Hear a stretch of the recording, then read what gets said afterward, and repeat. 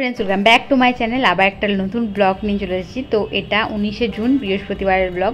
বৃহস্পতিবার আমি আগেই বলেছিলাম যে আমার অফিসের সবাইকে নেমন্তন্ন করেছিলাম, মানে কয়েকজনকে, সবাইকে তো না, তো অনেকজনকে নেমন্তন্ন করেছিলাম আমার হাউসওয়ার্মিং পার্টির জন্য। অনেকে ওরা বলছিল যে নতুন বাড়িতে এসছো, তো একটু ঘুরে আসবো বা দেখা করে আসবো, তো এই জন্যে আর কি অনেক দিন থেকেই ওদেরকে নেমন্তন্ন করে খাওয়ানোর কথা ছিল। তো পনিরের রেসিপির ব্লগটা তো তোমরা আগেই দেখে নিয়েছো। আর যা যা রেসিপি হয়েছিল সেটা হচ্ছে পটল আলুর তরকারি হয়েছিল, আর চিকেন হয়েছিল, ভাত হয়েছিল, পাঁপড় ভাজা, মিষ্টি, এসব ডাল ছিল, এসব ছিল। তো এখানে মৌদি সকাল সকাল রেডি করছে ওখানে পটল আলুর তরকারি, আর এখানে আমি সব কাটাগুলো করে কেটে রেডি করে নিচ্ছিলাম। আর চিকেন নিয়ে চলে এসেছিলাম আমি আর আমার বর দুজনে মিলে গিয়ে। তো এই যে কাটা ফাটা রেডি করছিলাম। আর দিদির বাড়ির থেকে, দিদির ওখান থেকে মিক্সি নিয়ে এসেছিলাম, মিক্সিতে করে সমস্ত কিছু পেস্টটা করে নিয়েছিলাম যাতে সুবিধা হয়। নাহলে এত চিকেন, এত কিছু রান্নার মশলা তো আর বাটা যাবে না হাতে, মানে শিলনোড়ায় খুব চাপ হয়ে যাবে। তো এখানে দেখতে পাচ্ছ আলু, পেঁয়াজ, আদা, রসুন, সমস্ত কিছু, লঙ্কা, টমেটো কেটে রেখে নিয়েছি, আর লেবুও কেটে রেখেছিলাম। আর এইদিকে হচ্ছিল মৌদির পটল আলুর তরকারি, তো সেটাও অলমোস্ট কমপ্লিট হয়ে গেছিলো। পনিরের তরকারিটা বুধবার রাত্রে করে রাখা ছিল। আর সকাল সকাল বাজার টাজারও কমপ্লিট। আমি, মৌদি আর আমার বর তিনজনে মিলে একদম জোর কদমে কাজে লেগে পড়েছিলাম। তো পুরোটাই তোমরা ব্লগে দেখতে হবে, সবাইকে আমি তোমাদেরকে ইন্ট্রোডিউস করিয়েও দেবো। তো তারপর আমরা এখানে পটলের তরকারিটা হয়ে যেতে আর পনিরের তরকারিটা একসাথে রেখে দিয়েছিলাম আর কি, কেমন লাগছে দেখার জন্য। দারুণ টেস্টি হয়েছিল, সবাই বলেও ছিল, রিভিউ দিয়েছিল খুব ভালো হয়েছে। তো তোমাদের কেমন লাগছে অবশ্যই জানিয়ে। পনিরের তরকারিটা তোমরা ট্রাই করে দেখতে পারো রান্না করে, রেসিপি আমি ব্লগে দিয়ে রেখেছি। আর এখানে চিকেন ম্যারিনেট করা হচ্ছে নুন, হলুদ গুঁড়ো, লঙ্কা গুঁড়ো, তেল, সমস্ত কিছু দিয়ে। একটু দই দিয়েও ম্যারিনেট করা ছিল, যেহেতু অনেকটা চিকেন ছিল সেই জন্য একটা ডেকচি নিয়ে এসেছিলাম, ওই অফিসের ওখান থেকেই, প্যান্ট্রি থেকেই নিয়ে আসা হয়েছিল, যে এতটা চিকেন না হলে রান্না করা যাবে না, আমাদের তো অত হাঁড়ি করা অত বড় বড় নেই। তো ভাতও রান্না হয়েছিল, রুটির অপশানে ছিল, যারা ভাত খাবে ভাত, তাদের রুটির জন্য রুটি, মানে যারা রুটি খাবে। তো 3.5 কিলো মতো চিকেন ছিল, অনেকটাই, ওই জন্য এই আমাদের রান্নায় ধরবে না, থালাবাটি নেই বলে আমরা নিয়ে এসেছিলাম। আর ভাত হয়েছিল 3টে হাঁড়িতে। তো দেখতেই পাবে তোমরা, সমস্ত কিছু আমি ভিডিও করেই রেখেছি তোমাদের সাথে শেয়ার করার জন্য। আর ব্লগগুলো এখন ইন্টারেস্টিং লাগছে কিনা অবশ্যই জানিও, কেমন লাগছে। আমার শ্যুটের ভিডিও দিয়েছি, সমস্ত কিছুই আমি আপলোড করেছি, তোমাদের কেমন কি লাগছে অবশ্যই জানিও। আর কি ধরনের ব্লগ তোমরা দেখতে চাও সেটাও সাজেস্ট করতে পারো, যে কি ভালো লাগে বা কিছু। তারপরে যে দেখতে পাচ্ছ যে কথা বলতে বলতে আমার ম্যারিনেশন পুরো কমপ্লিট হয়ে গেল, দই টই দিয়ে পুরোপুরি ভালো করে মাখিয়ে রেখে দিলাম। মোটামুটি 30 মিনিটের মতো ম্যারিনেট করা ছিল। আর তারপর আমার বরই চিকেনটা রান্না করেছিল। এই যে দেখতে পাচ্ছ আদা রসুন যে পেস্ট করে রাখা ছিল সমস্ত কিছু দিয়ে দেওয়া হচ্ছে এর মধ্যে। এই যে আদার পেস্ট ছিল, একটু পেঁয়াজও পেস্ট করে নিয়েছিলাম, রসুনও পেস্ট করে নিয়েছিলাম, সমস্ত কিছু একটু ম্যারিনেট করে রাখলে ভালো লাগে আর কি, চিকেনটা বেশি টেস্টি লাগে, মানে আমার পার্সোনালি ভালো লাগে। তো একটু ম্যারিনেট করেই আমি রান্না করাটা প্রেফার করি। যাই হোক, তোমরা কেমন কী রান্না করো অবশ্যই জানি। ম্যারিনেট করে রাখো সমস্ত কিছু, নাকি মশলা কষার সময় সমস্ত কিছু দাও? আমি তো একটু ম্যারিনেট করে রাখি, বাকিটা ওখানে মশলা কষার সময় দিই। তো এই যে দেখতেই পাচ্ছ আমার বর এখানে ম্যারিনেট করে নিচ্ছে, আমরা সমস্ত তিনজনে মিলেই সমস্ত কিছু রান্না জোগাড় করেছিলাম। তারপরে যে চিকেন এবারে বসবে, ওই জন্য আর কি আলুটা ফার্স্টে ভাজা হবে বলে তেল গরম করে নেওয়া হচ্ছে কড়াতে। তো তোমরা যারা দই খেতে পছন্দ করো না, তো দইটা তোমরা বাদ দিয়েও ম্যারিনেট করে বাকি সমস্ত কিছু মশলা টশলা দিয়েও রান্নাটা করতে পারো। আর এই যে দেখছো এখানে কড়াতে আমাদের আলুটা ভাজা হয়ে গেছিলো, আর এখানেই মশলাটা কষে নেওয়া হয়েছিলো। তারপর ডেকচি ওই ম্যারিনেট করে রাখা চিকেনের সাথে তাকে মিক্সড করে দেওয়া হয়েছিল আর কি। কারণ এই ডেকচিতে মশলা কষাটা খুব চাপের, স্টিলের জিনিস তো খুব ধরে যায় আর কি, মশলা ধরে যায়, লেগে যায় আর কি। তো ওই জন্য আমরা কড়াতেই মশলাটা আগে কষিয়ে নিচ্ছিলাম। আর এই যে দেখতে পাচ্ছ, যেহেতু 3.5 কিলো চিকেন, এতজন লোক, তো আলুটাও তো একটু বেশি করেই দিতে হবে। তারপর আলু ভেজে রাখার পর একটু চিনি দিয়ে দেওয়া হলো, চিনিটা দিলে একটু কালারটা ভালো হয়। আর এখানে গোটা গরম মশলা ছিল, দারচিনি, এলাচ, লবঙ্গ, সমস্ত কিছু। তো আমরা কেনাকাটা তো স্পেন্সার্স থেকেই করেছিলাম, তোমরা আগের ব্লগে রিলসে দেখেইছো, মিনি ব্লগে। তো একটু শুকনো লঙ্কা, তেজপাতাও ফোড়নের জন্য দিয়ে দেওয়া হলো আর কি, একটু বেশ কালারটা, স্মেলটা আসবে। তারপর পেঁয়াজটা ভাজা হবে বলে সমস্ত পেঁয়াজটা গরম তেলের মধ্যে একসাথে দিয়ে দেওয়া হলো। তারপর পেঁয়াজটা অনেকক্ষণ ধরে কষানো হচ্ছিলো, তারপর বাকি জিনিসপত্র একে একে দেওয়া হয়েছিল। তো তোমরা দেখো পুরো ব্লগটা, তাহলে বুঝতে পারবে। আর এর আগেও আমি চিকেনের রেসিপি বহুবার দেখিয়েছি, তো তোমাদের যেটা ইজি মনে হয় সেটাই করবে, 2-3 রকমেরভাবে আমি দেখিয়েছিলাম। আর এই যে দিদির বাড়ি থেকে মিক্সিটা নিয়ে এসেছিলাম, তো দিদি এখানে টমেটো আর কাঁচা লঙ্কাটাকেও পেস্ট করে নিচ্ছিলাম। যাতে গ্রেভিটা একটু ভালো হয়। আর যে বাটা মশলাগুলো মানে পেস্ট করা মশলাগুলো ছিল, একটু পেঁয়াজ বাটা, একটু রসুন বাটা, একটু আদা বাটা, সেগুলোকেও ভালো করে পেঁয়াজটা কষানোর সাথে সাথে দিয়ে কষিয়ে নেওয়া হচ্ছে, নাহলে মশলাটার পরে গন্ধ আসবে তার জন্য। আর মশলা কষার সময় সামান্য পরিমাণে নুন, হলুদ, লঙ্কা গুঁড়ো, জিরে গুঁড়ো, ধনে গুঁড়ো দিয়ে দেওয়া হচ্ছে, আর কাশ্মীরি লঙ্কা গুঁড়ো যেহেতু ম্যারিনেট করার সময় দেওয়া হয়েছিল, তো ওই জন্যই কম কম করেই দিচ্ছিলাম আর কি। তো মশলার পরিমাণ এই সমস্ত কিছু আমি দিচ্ছিলাম, আর আমার বর রান্না করেছিল। যেহেতু অনেকটা চিকেন, তো আমি অতটা নাড়াটা কষ্টের আর কি, মানে পারবো না ঠিকঠাকভাবে, তো ওই জন্যই আমার বরই করেছিল। আমি দেখতেই পাচ্ছি সমস্ত কিছু মশলা আন্দাজ মতো দিয়ে দিচ্ছি, যতটা যা লাগতে পারে। যেহেতু ম্যারিনেট করা ছিল ওই জন্য কম কম করে দিয়ে দিলাম। আর কাশ্মীরি লঙ্কাটা একটু বেশি দিলে কালারটা ভালো আসে। তো এই যে দেখতেই পাচ্ছ চিকেনের মশলা একদম পুরো কষা কষা হয়েই গেছে। আর তারপর এখানে যে দেখতে পাচ্ছ এইটা হচ্ছে টমেটো আর কাঁচা লঙ্কার পেস্টটা, ওটাকে একসাথে পেস্ট করে দিয়ে দিলাম যাতে ভালো করে পিউরিটা হয়ে যায় আর কি, গ্রেভিটা সুন্দর হয়। ওই জন্য একটু পেস্ট করে দিলে মশলার গ্রেভিটা বেশি ভালো হয়, ওই জন্যই। তো তোমরা যা মিক্সি থাকলে তো কোনো প্রবলেম নেই, আমাদের যেহেতু মিক্সিটা এখন আনা হয়নি, তো দিদির বাড়ি থেকে ওই মিক্সি নিয়ে এসেই করা হচ্ছিলো, ওই জন্য করে নিয়েছিলাম। তারপরে যে ম্যারিনেট করা চিকেনটা যেটা ছিল সেটা বসিয়ে দেওয়া হলো, আর এখানে মশলা কষাটা তার মধ্যে মিক্সড করে দেওয়া হলো, দিয়ে ভালো করে নাড়াচাড়া করে মশলাটা আরও একটু ভালো করে কষিয়ে নেওয়া হলো চিকেনের সাথে। মানে বৃহস্পতিবার সারাদিন রান্না করতে গিয়ে তো সব ঠেকাঠেকি হয়ে একদম মানে কি বলবো, এখানে চায়ের কাপ থেকে শুরু করে সমস্ত কিছু শরীরে ঠেকে গেছিলো। তো আমরা সব রান্নার পর সবাইকে খাওয়া দাওয়া করে বাড়ি পাঠিয়ে রাত্রে একদম সমস্ত কিছু ধোয়া ধুই পরিষ্কার মাজামুজি করে একদম শুতে গেছি যখন, তখন প্রায় রাত 1-1:30 বেজে গেছিলো। তো সমস্ত কিছু তোমাদেরকে ব্লগে শেয়ার করেছি, বাট লাস্টের পার্টটা তো আর শেয়ার করতে পারছি না, বাসন মাজা আর ঘর পরিষ্কার করা, তো ওটা শেয়ার করিনি। যাই হোক, তোমরা ব্লগটা দেখো আর কেমন লাগছে অবশ্যই জানিও। এই সমস্ত কিছুর পেছনে যে কতটা পরিশ্রম থাকে সেটা মানে আমরাই বুঝি, মানে যারা যারা করে তারা তো অবশ্যই বোঝে। যাই হোক, চিকেনটা মোটামুটি কমপ্লিট হয়ে গেছিলো, অনেকক্ষণ ধরে কষিয়ে একদম সুন্দর রান্না হয়েছিল। আর এখানে এইদিকে হচ্ছিলো ডালটা সেদ্ধ করা হচ্ছিলো, এখানে ডালটা কষানোর জন্য মানে ফোড়ন দেওয়ার জন্য সমস্ত কিছু রেডি করা ছিল।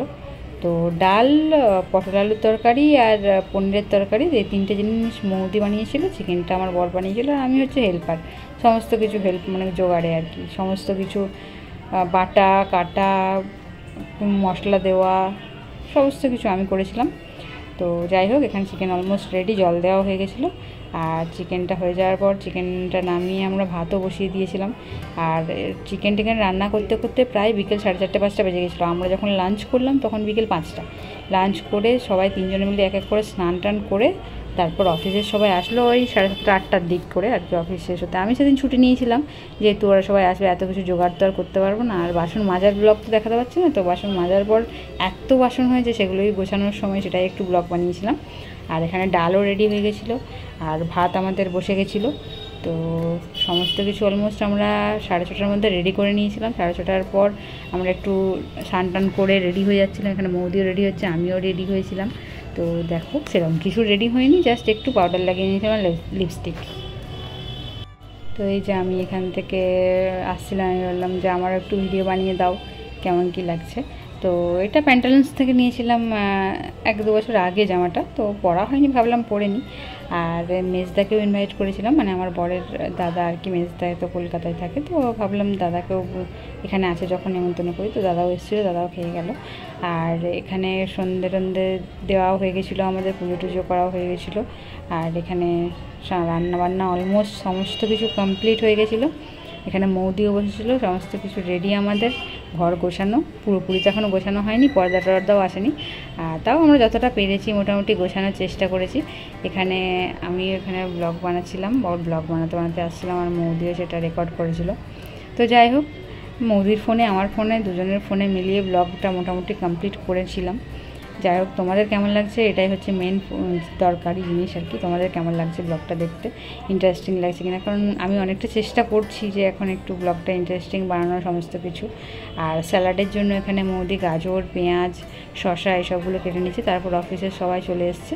এখানে অনন্যা ম্যাম আছে, অভিনব, বাবুদা, অভিদা, শর্মিষ্ঠা হাজব্যান্ড, আর এখানে ছিল নীলাদ্রিদা, অরুণাভ, এখানে ছিল শম্পা, সুকান্তদা, আর অপুদা, প্রদীপদা, কার্তিকদা, তো সবাই বসেছিল। রণজিৎদা আসতে পারেন, তো রণজিৎদার খাবারটা দিয়ে পাঠিয়ে দিয়েছিলাম। এই যে অপুদাকে সবাই মিলে আর কি এরকম করছে। আর এখানে ম্যামও ছিলেন, অনন্যা ম্যাম। তো সবাইকে ব্লগ করছি বলে সবাই একটু অকওয়ার্ড হয়ে যাচ্ছে। যাই হোক, তোমরা দেখো আর জানিও কেমন লাগছে। তারপর এখানে পাঁপড় ভাজা চলছে, আমার বড় এখানে পাঁপড়টাও ভেজে নিচ্ছিল।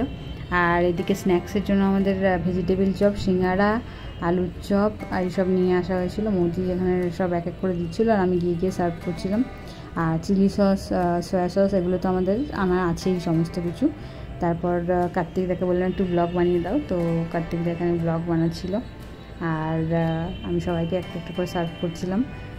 তো খুব মজা হলো সেদিন, সবাই আসতে খুব আনন্দ হলো, ভালো লাগলো। তো তোমাদের কেমন লাগছে অবশ্যই জানিও। সন্ধ্যাবেলা স্ন্যাক্সের পর একটু কোল্ড ড্রিঙ্কসেরও ব্যবস্থা করেছিলাম সবার জন্য। তো তারপর খাওয়া দাওয়ার পর ওরা রাত 10টা সাড়ে 10টার সময় ডিনার শেষে সবাই বাড়ি গেল। তো আমাদের তো খুব এনজয় হলো, সবারই ভালোই লেগেছে বললো। তো এটাই হচ্ছে খুশির আর কি, যে এত কিছু করে সাকসেসফুল হওয়া গেছে, সমস্ত কিছু করতে পেরেছি আমরা তিনজনে মিলে। টেনশন হচ্ছিলো খুব যে করতে পারবো কি পারবো না, খুবই টেনশন ছিল। যাই হোক, আমরা সাকসেসফুলি কমপ্লিট করতে পেরেছি, এটাই খুশি আর কি। আরে ঠিক আছে,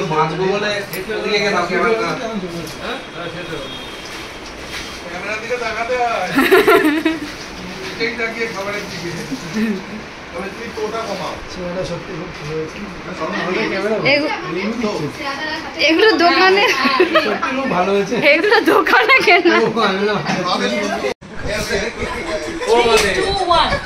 এটা তো খাওয়ার পর দিলে ভালো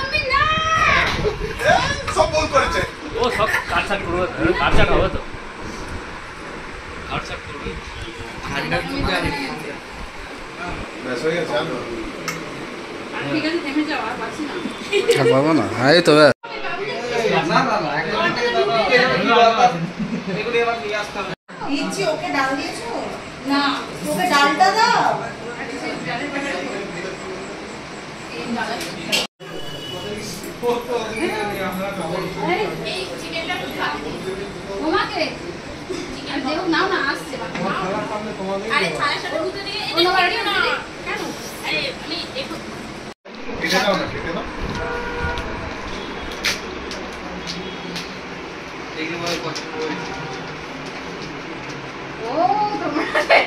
বলেছিলে যে তোমাকে চালু করাতে রান্না করো,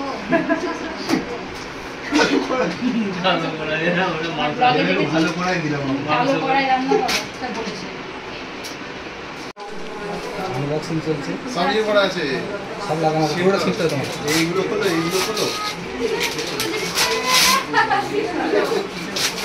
সেটা দেশে না আর পুলিশ না ছেড়ে দে।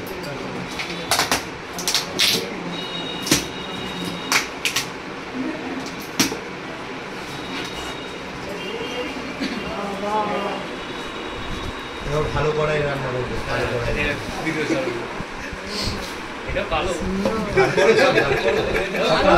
দুটোই কাজে লেগে যাবে, ইন্ডাকশনেও কাজে লেগে যাবে, গ্যাসেও তুমি রান্না করতে পারো, গ্যাসও তুমি ওটা 5000 আছে। এইগুলো বাবা দেখো, একটা সবার থেকে বড়, তারপরে একটা মেজো, সেজো কড়া, ও বাবা ভাগনা, আর এগুলো বাবা, এগুলো কিন্তু এই সত্যি এ তো আমাদের সংসারে মনে হচ্ছে সংসারে। আমরা ওই ইয়েটা আনতে পারি না, এটা বাড়ি থেকে এনেছি।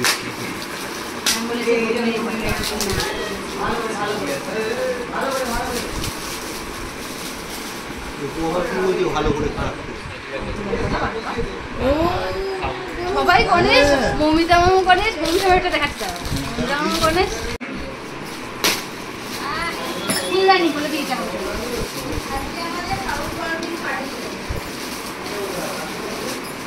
আমরা কাজে জিনিস দিয়েছি, তোমরা খুবই কাজে ঘরে দিয়েছো, কিন্তু ওইটাই তোমাদেরকে খাওয়াবো না, আমাদের খাওয়া দাওয়া না না মানে একদম খাই ওটাতে। দেখো, ওইটা আমার অন্য কাউকে গিফটে যেন দিয়ে দিও না। কিন্তু জিনিস আমরা ইউজ করবো কেন দেবো লোককে? এটা কি গ্লাস? গ্লাস না, ওটা ফ্লাওয়ার ভাস।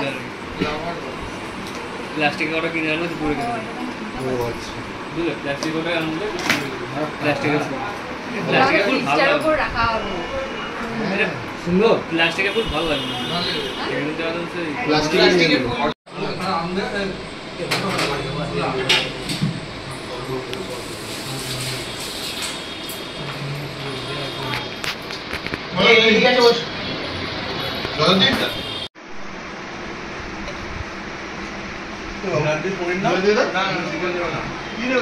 নাও নাও কে চিকেন খাবে না কেন